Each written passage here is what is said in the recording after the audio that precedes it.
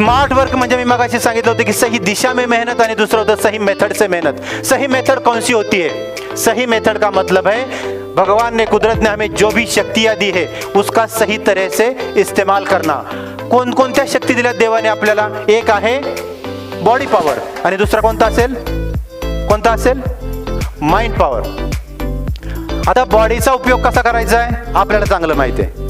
कुणी दोन शब्द थोडं विरोधात बोलू द्या, आपण बॉडीचा पॉवर दाखवतो, पण माइंडचा पॉवर काय प्रकारे आपण बघूया। What is mind? माइंड म्हणजे काय?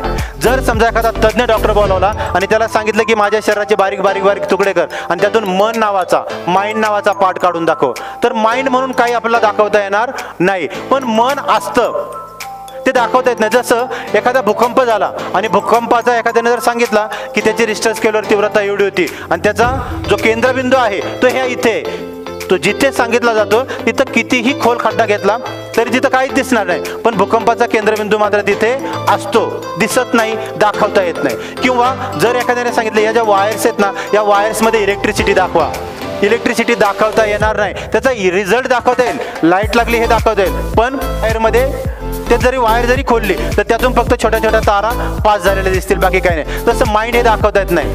आणि असं म्हणतात की या भूतलावर सगळ्यात जास्त माइंडचा वापर जर कोणी केला असेल तर तो अल्बर्ट आइन्स्टाईन यांनी केला होता, आणि तो होता 4.5% फक्त। जगातला या भूतलावरचा असं म्हटलं जातं की सगळ्यात विद्वान माणूस, त्याने जर 4.5% मनाचा वापर केलाय, मग आपण किती करत असू?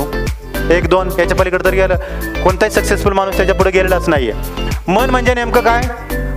काहींना वाटतं की मेंदू म्हणजे आपला मन, नाही।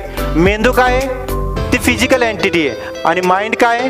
फंक्शनल एंटिटी आहे। गौतम बुद्धांनी मनाच्या बाबतीमध्ये असं म्हटलं की all that we are is the result of what we have thought, the mind is everything what we think we become. मन म्हणजे सगळं काय आहे, जे काही आपण विचार करतोय तेच आपल्या आयुष्यामध्ये घडते। पुन्हा एकदा सांगतो, जो काही आपण विचार करतोय त्याच गोष्टी आपल्या आयुष्यामध्ये घडतात। तुम्हाला याचं खात्री करून घ्यायची असेल तर आतापर्यंत आपलं आयुष्य चेक करा, काय काय झाल्या होत्या आपल्या आयुष्यामध्ये गोष्टी, आणि त्याला आपण विचार तसा केला होता का? आता तुम्ही म्हणाल आम्ही विचार केला होता पण ते तसं होऊ नये म्हणून केला होता, त्याची कारणं काय आहेत ती मी तुम्हाला सांगतो। आपण हे चित्र बघितलं असेल, बऱ्याच वेळा इथं जातो आपण, ह्याच्या गळ्यात हात घालून फोटो पण काढतो, पण आपल्याला हे माहीत नाही की तो जो स्टॅच्यू आहे, तो जो पुतळा आहे, तो आपल्याला खूप मोठा मेसेज देतोय, खूप मोठा संदेश देतोय। काय संदेश देतोय तो माहिती आहे? तो मेसेज काय देतो बघा आपल्याला, या एका माणसाचे जगभरामध्ये किती हॉटेल असायला पाहिजे? 4, 5, 10, 50, 100, 500, 1000, याच्या पलीकडे आपण विचारही करू शकत नाही। ते एका माणसाचे जगभरामध्ये 36,000पेक्षा जास्त हॉटेल्स आहेत, एकच मालक आणि 36,000पेक्षा जास्त हॉटेल्स। एवढं कसं झालं? कुठून आलंय? एवढा सक्सेसफुल कसा झाला हा माणूस? आणि जेव्हा या माणसाला मुलाखतीमध्ये विचारलं की सर तुम्ही तुमच्या आयुष्यामध्ये सगळ्यात अगोदर यशस्वी कधी झाला होतात, त्यावेळेस त्यांनी सांगितलं होतं की माझ्या पोटामध्ये अन्नाचा कणही नव्हता, माझ्या खिशामध्ये एकही पैसा नव्हता, अन्नासाठी आणि पैशासाठी मी वन भटकत होतो, शेवटी थकून भागून रस्त्याच्या कडेला असणाऱ्या एका खुर्चीत बसलो, माझे डोळे बंद केले आणि जगभर असणाऱ्या माझ्या हॉटेलांची चेन जेव्हा मी पहिल्यांदा माझ्या मनामध्ये बघितली होती तेव्हा मी माझ्या आयुष्यामध्ये सगळ्यात पहिल्यांदा यशस्वी झालो होतो। पोटात काहीच नव्हतं, खिशात काहीच नव्हतं, जे काय होतं ते मनामध्ये होतं। आणि म्हणून असं म्हणतात everything happens twice in this world, first in humans mind then the outside world. गोष्टी जगामध्ये नेहमी दोनदा घडतात, पहिल्यांदा माणसाच्या मनामध्ये आणि दुसऱ्यांदा बाह्य जगतामध्ये।